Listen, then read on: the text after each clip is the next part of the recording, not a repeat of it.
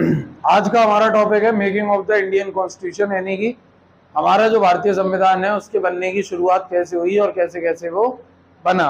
तो भारतीय संविधान बनने की शुरुआत जहां से हुई वो थी कॉन्स्टिट्यूएंट असेंबली। तो उस कॉन्स्टिट्यूएंट असेंबली को पढ़ना पड़ेगा जिसने हमारा कॉन्स्टिट्यूशन बनाया। कैसे इसकी शुरुआत हुई, तो शुरुआत देखें तो इसकी ऐसे हुई कि सबसे पहले कॉन्स्टिट्यूएंट असेंबली की डिमांड इंडिया के अंदर किसी ने करी। मतलब ऐसा कॉन्सेप्ट कोई लेकर आया कि भारत का संविधान जो है वो भारत की एक संविधान सभा, एक कॉन्स्टिट्यूएंट असेंबली बनाएगी जिसमें जो मेंबर्स होंगे वो इंडियन मेंबर्स होंगे और इंडियन के द्वारा इलेक्ट किए हुए होंगे, यानी भारत के लोगों के द्वारा चुने हुए ही भारत के लोग ही भारत का संविधान बनाएंगे। ऐसी एक सभा बनाई जाए, ठीक है ना। एक कॉन्स्टिट्यूएंट असेंबली का फॉर्मेशन हो जिसमें वो लोग हों जिनको भारत के लोग ही चुनकर भेजें और वो खुद भी भारत के ही हों और उनको भारत के लोग चुनकर भेजें, इलेक्ट कर भेजें। ऐसी एक संविधान सभा, ऐसी एक कॉन्स्टिट्यूएंट असेंबली हमारा कॉन्स्टिट्यूशन बनाएगी। ऐसा पहली बार फॉर्मली कॉन्सेप्ट किसने दिया? एम.एन. रॉय ने। किसने दिया? एम.एन. रॉय ने 1934 में। ये बात सबसे पहले 1934 में एम.एन. रॉय ने कही हमारी कंट्री के लिए कॉन्स्टिट्यूएंट असेंबली फॉर्म करी जानी चाहिए जिसमें भारत के लोगों के द्वारा इलेक्ट किए हुए लोग होने चाहिए और वो हमारा कॉन्स्टिट्यूशन बनाएगी, हमारा संविधान बनाएगी। तो इसका पहली बार फॉर्मली कॉन्सेप्ट एम.एन. रॉय ने ये बात कही थी 1934 में। भारत में पहली बार किसी पॉलिटिकल पार्टी के द्वारा ऐसी कॉन्स्टिट्यूएंट असेंबली की डिमांड कब रखी गई? 1934 में ही रखी गई। किसके द्वारा? स्वराज पार्टी के द्वारा। स्वराज पार्टी पहली ऐसी पार्टी थी जिसने इंडिया के अंदर कॉन्स्टिट्यूएंट असेंबली की डिमांड करी। किसने बनाई थी ये स्वराज पार्टी? मोतीलाल नेहरू और चित्तरंजन दास, इन दो लोगों ने मिलकर बनाई थी ये स्वराज पार्टी। क्लियर है? अब ये सब होता है। अभी तुम पीछे पढ़कर आए हो कैबिनेट मिशन प्लान, पढ़ा था 1946 में आया था कैबिनेट मिशन प्लान, जिसमें 3 ब्रिटिश कैबिनेट के मेंबर थे, पैथिक लॉरेंस, स्टैफर्ड क्रिप्स और एलेक्जेंडर, एवी अलेक्जेंडर, ठीक है ना। एवी अलेक्जेंडर, पैथिक लॉरेंस और स्टैफर्ड क्रिप्स, ये 3 मेंबर थे ब्रिटिश कैबिनेट के जो इस कैबिनेट मिशन में थे, इस कमेटी में थे।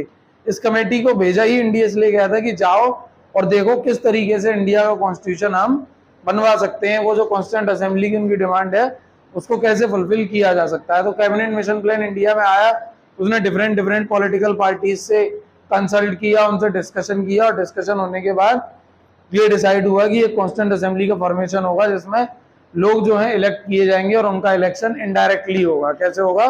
इनडायरेक्ट इलेक्शन होगा और वो इलेक्ट होकर जब आएंगे तब इंडिया का कॉन्स्टिट्यूशन बनाएंगे।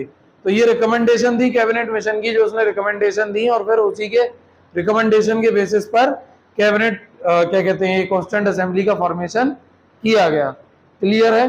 कॉन्स्टिट्यूएंट असेंबली की जो पहली मीटिंग हुई वो हुई 9 दिसंबर 1946 को। कब हुई? 9 दिसंबर 1946 को हुई। इसमें पहला चेयरमैन जो इलेक्ट किया गया, पहला चेयरमैन जो चुना गया वो किसको चुना गया? सच्चिदानंद सिन्हा को। लेकिन सिर्फ उन्हें एक दिन के लिए ही चुना गया था, टेम्परेरी चेयरमैन के रूप में चुने गए थे, या कह सकते हैं नॉन परमानेंट चेयरमैन के रूप में। क्यों? क्योंकि जब इसकी पहली मीटिंग हुई कॉन्स्टिट्यूएंट असेंबली की, ठीक है ना, तो जब पहली मीटिंग हुई तो पहली मीटिंग में किसे चेयरमैन इलेक्ट किया जाए उसके लिए इलेक्शन होगा, जो मेंबर है कॉन्स्टिट्यूएंट असेंबली वो करेंगे।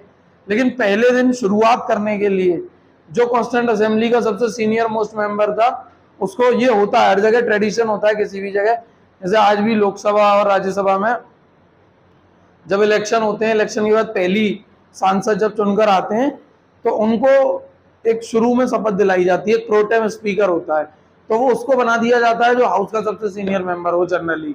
तो उसी तरीके से कॉन्स्टिट्यूएंट असेंबली में भी पहले दिन शुरुआत करने के लिए temporary chairman, non permanent chairman constituent assembly के सबसे सीनियर मोस्ट मेंबर को बना दिया गया, जो कि कौन थे?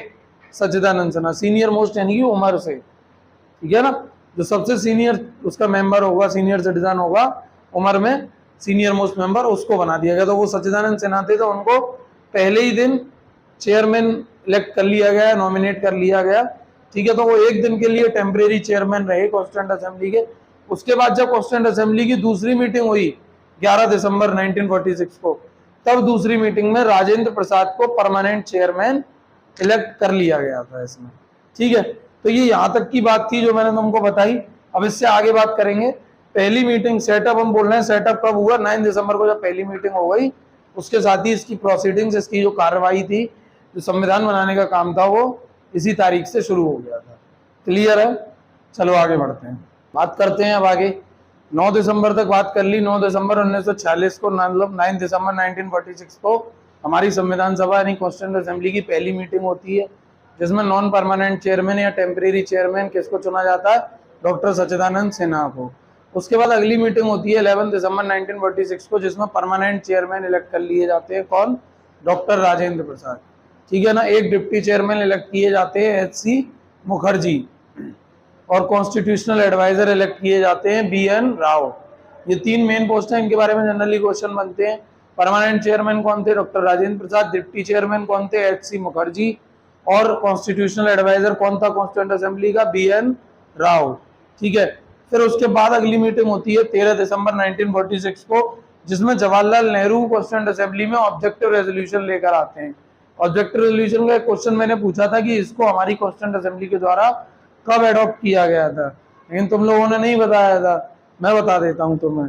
22 जनवरी 1947 को, 22 जनवरी 1947 को जो जवाहरलाल नेहरू ऑब्जेक्टिव रेजोल्यूशन लेकर आए थे, 13 दिसंबर 1946 को कॉन्स्टिट्यूएंट असेंबली में, उसे 22 जनवरी 1947 को कॉन्स्टिट्यूएंट असेंबली के द्वारा एडॉप्ट कर लिया जाता है। क्लियर है इतनी बात? तो ये 3 डेट्स हैं, बहुत अच्छे से याद रखनी है। 9 दिसंबर को कॉन्स्टिट्यूएंट असेंबली की पहली मीटिंग, जिसमें non permanent chairman Sachchidanand Sinha elect होते हैं। दूसरी मीटिंग 11 दिसंबर 1946, जिसमें permanent chairman doctor Rajendra Prasad, deputy chairman HC Mukherjee और constitutional adviser BN Rao. Third meeting जो होती है 13 दिसंबर 1946 को, जिसमें जवाहरलाल नेहरू कॉन्स्टिट्यूएंट असेंबली में एक ऑब्जेक्टिव रेजोल्यूशन पेश करते हैं, जो 22 जनवरी 1947 को कॉन्स्टिट्यूएंट असेंबली के द्वारा एडॉप्ट कर लिया जाता है। और यही ऑब्जेक्टिव रेजोल्यूशन आगे चलकर हमारे कॉन्स्टिट्यूशन की क्या बनता है? प्रीएम्बल। क्या बनता है? प्रीएम्बल। क्लियर है इतनी बात? अब आगे बढ़ते हैं, हम देखेंगे हमारी कॉन्स्टिट्यूएंट असेंबली की कंपोजिशन क्या थी, मतलब उसमें कितने मेंबर थे, कितने कहां से थे, ये सारी चीजें हम देखेंगे। चलिए आगे बढ़ते हैं। असेंबली की कंपोजिशन की, कंपोजिशन यानी उसमें कितने मेंबर्स थे, कितने नहीं थे, कितने कहां से इलेक्ट हुए थे, वो देखेंगे। तो इसमें पहली चीज समझने की है, जो कंपोजिशन है उसको हम 2 पार्ट में बात करेंगे, एक बिफोर इंडिपेंडेंस और एक आफ्टर इंडिपेंडेंस। यानी भारत के आजाद होने से पहले कॉन्स्टिट्यूएंट असेंबली की कंपोजिशन क्या थी, और भारत के आजाद होने के बाद भारत की कॉन्स्टिट्यूएंट असेंबली की कंपोजिशन क्या थी। ठीक है। तो कंपोजिशन देखें बिफोर इंडिपेंडेंस, कॉन्स्टिट्यूएंट असेंबली में टोटल कितने मेंबर्स इलेक्ट हुए थे? 389। यहाँ पर ये समझ में आ रहा है क्या लिखा है? Constituent assembly. ठीक है ना, शॉर्ट में। उसमें टोटल मेंबर्स कितने थे? 389। आजादी से पहले की बात कर रहे हैं हम। 389 में जो 296 मेंबर्स थे वो ब्रिटिश प्रोविंस से इलेक्ट होकर आए थे। ब्रिटिश प्रोविंस मतलब वो पार्ट, वो एरिया जो ब्रिटिशर्स के डायरेक्ट कंट्रोल में था, जिसे ब्रिटिश इंडिया बोला जाता था। क्लियर है? तो जितने में डायरेक्ट ब्रिटिशर्स का कंट्रोल था, वो ऐसे जो स्टेट्स में बटा हुआ था, उनको ब्रिटिश प्रोविंस कहते थे। ठीक है ना। 296 मेंबर्स इन ब्रिटिश प्रोविंस से इलेक्ट होकर आए, जिसमें से 292 11 गवर्नर स्टेट और 4 चीफ कमिश्नरी एरिया। ये जो ब्रिटिश इंडिया था ये भी 2 हिस्सों में बटा हुआ था। एक नॉर्मल स्टेट जहां पर ये ब्रिटिशर्स जो थे वो अपने गवर्नर्स अपॉइंट करते थे, ऐसे 11 स्टेट थे ब्रिटिश इंडिया में। ठीक है। और 4 चीफ कमिश्नरी एरियाज होते थे, यानी इनके 4 बड़े हेडक्वार्टर्स कह लो या मेन एरियाज हुआ करते थे, जैसे बंगाल, बॉम्बे, मद्रास और दिल्ली। ठीक है ना। ये जो 4 चीफ कमिश्नरी एरियाज से 4 मेंबर यहाँ से इलेक्ट हुए थे। ठीक है ना। और 292 मेंबर्स इन नॉर्मल जो गवर्नर स्टेट थे वहां से इलेक्ट हुए थे। और इस पूरे को ब्रिटिश इंडिया बोला जाता था, या ब्रिटिश प्रोविंस बोल लो। ठीक है ना। स्टेट्स के लिए यूज होता है प्रोविंस टर्म। तो कुल मिला के बात यह है 296 मेंबर्स इन ब्रिटिश प्रोविंस से इलेक्ट हुए, जिनमें 292 11 गवर्नर स्टेट से और 4 चीफ कमिश्नरी एरिया से। क्लियर? टोटल 296। 93 मेंबर ऐसे थे जो प्रिंसली स्टेट्स यानी देसी रियासतों से चुनकर आए थे। देसी रियासतों में क्या था, इनका इलेक्शन नहीं हुआ था। जो कॉन्स्टिट्यूएंट असेंबली का फॉर्मेशन हुआ था उसमें एक प्रोविजन ये भी था कि जो प्रिंसली स्टेट के जो मेंबर होंगे, वो जो उनका देसी रियासत जो प्रिंसली स्टेट है उसका जो राजा है, वो अपनी मर्जी से अपना कोई भी रिप्रेजेंटेटिव भेज सकता है, उसकी तरफ से वही मेंबर कहलाएगा। क्लियर है? तो 93 मेंबर प्रिंसली स्टेट्स के थे। इनको कौन, इनका इलेक्शन नहीं हुआ था, इनको राजा ने चुनकर भेज दिया था, हमारी तरफ से तुम जाओ कॉन्स्टिट्यूएंट असेंबली में हिस्सा लो। ठीक है ना। इनका इलेक्शन नहीं हुआ था, ये तो नॉमिनेट राजा की तरफ से थे। क्लियर है इतनी बात? अब इसमें जो इलेक्शन हुए कॉन्स्टिट्यूएंट असेंबली के 389 मेंबर्स हुए, इसमें सबसे ज्यादा मेंबर्स किसके थे? कांग्रेस पार्टी के। कितने? 208, 208 मेंबर कांग्रेस पार्टी के जीत कर पहुंचे थे इसमें। तो तुम समझ सकते हो, इस बात से अंदाजा लगा सकते हो कि कांग्रेस पार्टी का उस समय पूरे देश में इकलौती ऐसी पार्टी थी जिसे पूरे देश में लोग फॉलो करते थे, जानते थे। ठीक है ना? 208 सीटें कांग्रेस ने जीती, फिर मुस्लिम लीग ने 73 सीटें जीती थी और 15 सीटें इंडिपेंडेंट कैंडिडेट्स ने, यानी जो किसी पार्टी से नहीं थे, इंडिपेंडेंट। जैसे आज भी लड़ते हैं बहुत से लोग इलेक्शन, जब पार्टी से किसी से टिकट नहीं मिलता है, बस की नहीं होती, तो इंडिपेंडेंट लड़ते हैं। इसमें क्या होता है, जो इलेक्शन कमीशन होता है वो उनको एक सिंबल अलॉट करता है, उस सिंबल वो मिलता है, उस पर वोटिंग होती है उसके लिए। ठीक है ना? तो 208 मेंबर कांग्रेस के इलेक्ट हुए थे, मुस्लिम लीग के 73 और इंडिपेंडेंट कैंडिडेट 15 क्लियर है? ये इंडिपेंडेंस से पहले, आजादी से पहले हमारी कॉन्स्टिट्यूएंट असेंबली की कंपोजिशन है। अच्छे से देख लो, टोटल मेंबर थे 389, 296 ब्रिटिश प्रोविंस है, 93 प्रिंसली स्टेट से, इन 296 में 292 गवर्नर स्टेट से, 4 चीफ कमिश्नरी एरिया से। पार्टीज की बात करूं तो इसमें 208 मेंबर कांग्रेस के जीते, 73 मुस्लिम लीग के और 15 इंडिपेंडेंट कैंडिडेट्स। क्लियर है? लेकिन अब जब भारत का बंटवारा हो गया, भारत दो हिस्सों में बट गया, एक पाकिस्तान और एक हिंदुस्तान, तो इस कॉन्स्टिट्यूएंट असेंबली में जितने भी मेंबर ऐसे थे तो जो पाकिस्तान के हिस्से से बिलोंग करते थे, जो पाकिस्तान चले गए, उनके जाने के बाद जब पता है बंटवारा हो गया, तो ऐसे मेंबर जो पाकिस्तान के थे वो जब पाकिस्तान चले जाएंगे तो इसकी संख्या कम हो जाएगी। तो वो हो गई, पाकिस्तान के जो मेंबर्स थे वो पाकिस्तान चले गए, उन्होंने अपनी अलग कॉन्स्टिट्यूएंट असेंबली बनाई और अपना अलग कॉन्स्टिट्यूशन बनाया। हमारी तो जो चल रही थी वही चलती रही, बस उसमें से जो पाकिस्तान के मेंबर थे वो चले गए आजाद होने के बाद। अब कॉन्स्टिट्यूएंट असेंबली में आजादी के बाद टोटल कितने मेंबर्स रह गए? 299। कितने रह गए? 299। इस 299 में से 229 थे ब्रिटिश प्रोविंस से और 70 थे प्रिंसली स्टेट से। क्लियर है? इतनी कहानी है। अब नोट इसमें बात समझने की ये है कि कॉन्स्टिट्यूएंट असेंबली, मुस्लिम लीग ने इलेक्शन तो लड़ लिया है इसका, उसके मेंबर्स भी इलेक्ट होकर आ गए, टोटल कितने? 73। लेकिन जब इसकी प्रोसीडिंग शुरू हुई, कार्रवाई शुरू हुई, कॉन्स्टिट्यूशन बनाने का काम शुरू हुआ, तो मुस्लिम लीग ने इसमें पार्टिसिपेट करने से मना कर दिया, इसका बॉयकॉट कर दिया। मुस्लिम लीग ने क्या किया? कॉन्स्टिट्यूएंट असेंबली का बॉयकॉट किया। पहले तो इलेक्शन लड़ लिया, फिर बॉयकॉट कर दिया। ठीक है? और जितने भी मेंबर्स थे, इनका इलेक्शन कैसे हुआ था? इनडायरेक्ट। कैसे हुआ था? इनडायरेक्ट। इसमें एक छुपी हुई बात यह है कि इसमें कॉन्स्टिट्यूएंट असेंबली में जितने भी मेंबर्स थे वो हर एक मेंबर 10 लाख की पॉपुलेशन को रिप्रेजेंट कर रहा था। कितनी पॉपुलेशन को? 10 लाख की पॉपुलेशन को। यानी इन मेंबर्स का इलेक्शन इस तरीके से किया गया था कि हर एक मेंबर जो है वो कम से कम 10 लाख लोगों का रिप्रेजेंटेशन करे। क्लियर है? अब तुम इसी बात से अंदाजा लगा सकते हो कि उस टाइम पॉपुलेशन कितनी रही होगी। 389 मेंबर्स हैं, एक मेंबर 10 लाख का रिप्रेजेंटेशन कर रहा है, 389 इंटू 10 लाख कर दोगे तो पता चल जाएगा टोटल इतनी पॉपुलेशन थी उस समय पे। उस हिसाब से तय किया गया था कि 10 लाख लोगों पे एक रिप्रेजेंटेशन होगा, तब जाके इतने मेंबर बैठे 389। क्लियर है? तो ये था। और मल्टी पार्टी इंस्टीट्यूशन था, कोई एक पार्टी तो थी नहीं इसमें कि एक ही पार्टी के मेंबर्स इलेक्शन लड़े और वो इलेक्ट होकर आ गए। इसमें तो बहुत सारी पार्टियां थी। ठीक है ना? यहाँ भी देखने को मिल रहा है, कांग्रेस भी है, मुस्लिम लीग भी है, इंडिपेंडेंट कैंडिडेट भी है। क्लियर है इतनी बात? तो ये थी। अब हम देखेंगे कॉन्स्टिट्यूशन के बारे में कि कॉन्स्टिट्यूशन टोटल उसे बनने में कितना समय लगा, कितने सेशंस हुए, ठीक है ना, कितनी उसकी प्रोसीडिंग चली, कब अडॉप्ट किया गया और कब लागू किया गया, ये चीज हम समझेंगे। चलिए आगे बढ़ते हैं। इंडियन कॉन्स्टिट्यूशन का फॉर्मेशन कितने टाइम में हुआ, कितना उसमें टोटल समय लगा? तो टोटल जो समय लगा पूरे कॉन्स्टिट्यूशन को बनने में ओवरऑल, वो था 2 साल 11 महीने 18 दिन का। लेकिन क्या 2 साल 11 महीने 18 दिन रोज इनकी मीटिंग हुई, ऐसा था क्या? नहीं, ऐसा नहीं था। वो पूरा ओवरऑल समय 2 साल 11 महीने 18 दिन का लगा, लेकिन टोटल इस कॉन्स्टिट्यूशन असेंबली के सेशंस हुए 12 और इन लोगों की बैठकें हुई 165 डेज। यानी इन पूरे ओवरऑल 2 साल 11 महीने 18 दिनों में कॉन्स्टिट्यूशन असेंबली के जो मेंबर्स थे उनकी बैठक कितने दिन हुई? सिर्फ 165 डेज। केवल 165 दिन इनकी मीटिंग्स हुई। उन मीटिंग्स में ये डिस्कस हुआ कॉन्स्टिट्यूशन में क्या होना चाहिए, क्या नहीं होना चाहिए। मतलब पूरा जो कॉन्स्टिट्यूशन बना वो कितने दिन में बना? 165 डेज में, ऐसा हम कह सकते हैं। ओवरऑल टोटल समय 2 साल 11 महीने 18 दिन का लगा उसमें, लेकिन उन्हें 2 साल 11 महीने 18 दिनों में वो मीटिंग्स कितने दिन हुई? सिर्फ 165 डेज, जो अलग अलग 12 सेशंस में बटी हुई थी। क्लियर है इतनी बात? क्लियर है? आगे बढ़ते हैं। इस कॉन्स्टिट्यूंट असेंबली जो हमारा पूरा कॉन्स्टिट्यूशन बन के तैयार हुआ वो कब रेडी हो चुका था और कब उसको एडॉप्ट किया गया?